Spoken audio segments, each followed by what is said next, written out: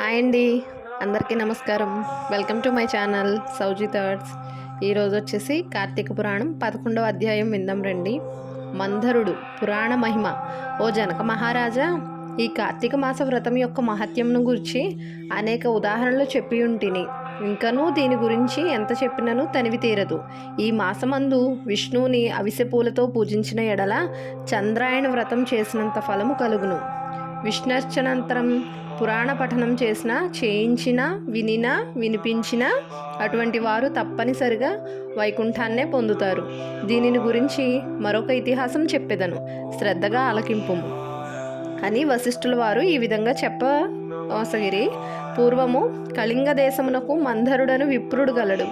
అతడు ఇతరుల ఇండ్లలో వంటలు చేయుచు, అక్కడే భుజించుచు, మద్య మాంసాది పానీయాలు సేవించుచు, తక్కువ జాతి వారి సాంగత్యం వలన స్నాన జప దీపారాధన అధికములను ఆచారములను పాటింపక దురాచారుడై మెలుగుచుండెను.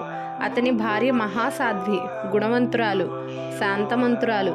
భర్త ఎంత దుర్మార్గుడైనను పతినే దైవంగా నెంచి విసుగు చెందక సకలోపచారములు చేయుచు పతివ్రతా ధర్మమును నిర్వర్తించుచుండెను. మందరుడు ఇతరుల ఇండ్లలో వంటవాడుగా పనిచేయుచును, ఇల్లు గడవక చిన్న వర్తకం కూడా చేయసాగెను. ఆఖరికి దాని వలన కూడా పొట్టగడవక పోవుటచే దొంగతనములు చేయుచు, దారి కాచి, బాటసారులను బాధించి, వారి వద్ద ఉన్న ధనము వస్తువులు అపహరించి జీవించుచుండెను. ఒక దినమున ఒక బ్రాహ్మణుడు అడవిదారిన బడి పోవుచుండగా అతనిని భయపెట్టి కొట్టి ధనమపహరించుచుండగా అక్కడకు మరొక కిరాతకుడు వచ్చి ధనాశచే వారిద్దరినీ చంపి ధనము మూటగట్టుకుని వచ్చుచుండెను. సమీపమందున్న ఒక గుహ నుండి వ్యాఘ్రం ఒకటి గాండ్రించుచు వచ్చి కిరాతకుని పైబడెను. కిరాతకుడు దానిని కూడా చంపెను. కానీ ఆ పులి కూడా తన పంజాతో కిరాతకుని కొట్టి ఉండటం వలన ఆ దెబ్బకు కిరాతకుడు కూడా చనిపోయాను. ఈ విధంగా ఒక కాలమున నలుగురు 4 విధముల హత్యలు చేసి చనిపోయినందున ఆ నలుగురు కూడా యమలోకమున అనేక శిక్షలు అనుభవించుచు రక్తం గ్రక్కుచు బాధపడుచుండిరి. మందరుడు చనిపోయిన నాటి నుండి అతని భార్య నిత్యము హరినామస్మరణ చేయుచు సదాచారవర్తిని అయి భర్తను తలుచుకుని దుఃఖించుచు కాలము గడుపుచుండెను. కొన్నాళ్లకు ఆమె ఇంటికి ఒక ఋషి పుంగవుడు వచ్చెను. ఆ వచ్చిన ఋషిని గౌరవంగా ఆహ్వానించి అర్ఘ్యపాద్యాదులచే పూజించి, స్వామి, నేను దీనురాలను, నాకు భర్త గాని సంతతి గాని లేరు. నేను సదా హరినామస్మరణ చేయుచు జీవించుచున్నదానను కాన నాకు మోక్ష మార్గము ప్రసాదించుమని బ్రతిమాలుకొనెను. ఆమె వినయమునకు ఆచారమునకు ఆ ఋషి సంతోషించి, అమ్మా, ఈ దినము కార్తీక పౌర్ణమి, చాలా పవిత్రమైన దినం. ఈ దినమును వృధాగా పాడు చేసుకొనవద్దు. ఈ రాత్రి దేవాలయంలో పురాణము చదువుదురు. నేను చమురు తీసుకొని వచ్చేదను. నీవు ప్రమిదను ఒత్తిని తీసుకొని రావలేను. దేవాలయంలో ఈ ఒత్తిని తెచ్చిన ఫలమును నీకు అందుకొనుము అని చెప్పిన తోడనే అందుకు ఆమె సంతసించి వెంటనే దేవాలయంకు వెళ్ళి శుభ్రము చేసి గోమయంచే అలికి ముగ్గులు పెట్టి తానే స్వయంగా ఒత్తి చేసి 2 ఒత్తులు వేసి ఋషి తెచ్చిన నూనె ప్రమిదలో పోసి దీపారాధన చేసెను. అటు తర్వాత ఇంటికి వెడలి తనకు కనిపించిన వారినెల్లా ఆ రోజు రాత్రి ఆలయమందు జరుగు పురాణ కాలక్షేపమునకు రమ్మని చెప్పెను. ఆమె కూడా రాత్రి అంతయో పురాణమును వినెను. ఆనాటి నుండి ఆమె విష్ణు చింతనతో కాలం గడుపుచు కొంతకాలమునకు మరణించెను.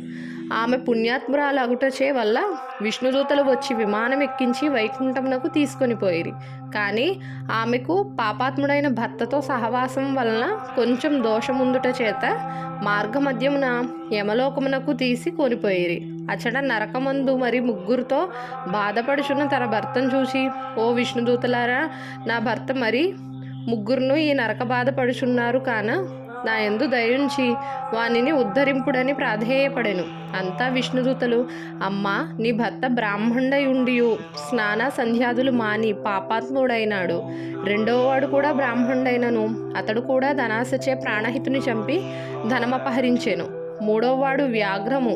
4వ వాడు పూర్వం ద్రావిడ దేశమున బ్రాహ్మణుడై జన్మించినాను. అనేక అత్యాచారములు చేసి 12వ రోజున కూడా తైలలేపనము మద్య మాంస భక్షణ చేసినాడు గాన పాపాత్ముడైనాడు, అందుకే ఈ నలుగురు నరకబాధలు పడుచున్నారు అని వారి చరిత్రలు చెప్పిరి.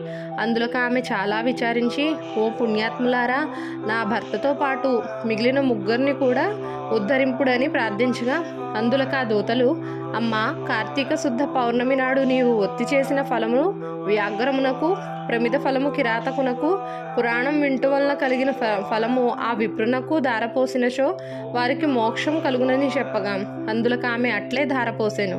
ఆ నలుగురిని ఆమె కడకు వచ్చి విమానం ఎక్కి వైకుంఠమునకు వెళ్ళిరి.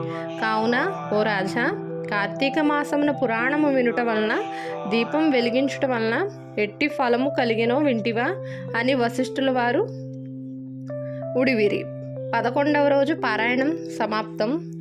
వీడియో కనుక కొత్తగా చూస్తున్న వాళ్ళైతే సబ్స్క్రైబ్ చేయండి, లైక్ చేయండి, షేర్ చేయండి, కామెంట్ చేయండి. ధన్యవాదములు.